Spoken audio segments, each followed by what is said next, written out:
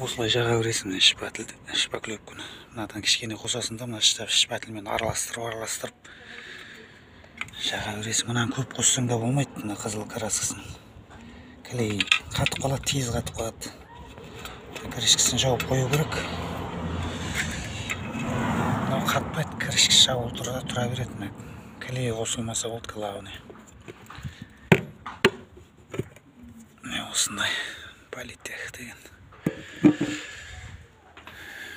Осылай жаға бересіңдер, осылай вамперге жағып қойдым қазір. Шкуровать етіп, шкуркілеп, сықитып, жылтыратамыз краскаға дайындап. Содан соң краскілейміз бұйырса. Шпаклевканы осылай жаға дегенсің, шпательмен. Шпаклевкасын сатып аласың. Клейін кішкене араластырасың да, тез қатыратын болсаң көптеу қосасың, жайлап қататын болса аздап жағасың деген сияқты. Мына бір жерлердің бәрінде жыртықтар болған, сол бәрін сықитып жасап жағып қойдым, қазір шкурка жасаймын. Мына жақтарында да бар еді. Осылай жаға береді екенсің.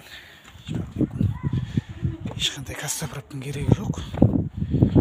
Кішкене қолың икемі келсе, өзің істей беруге болады екен.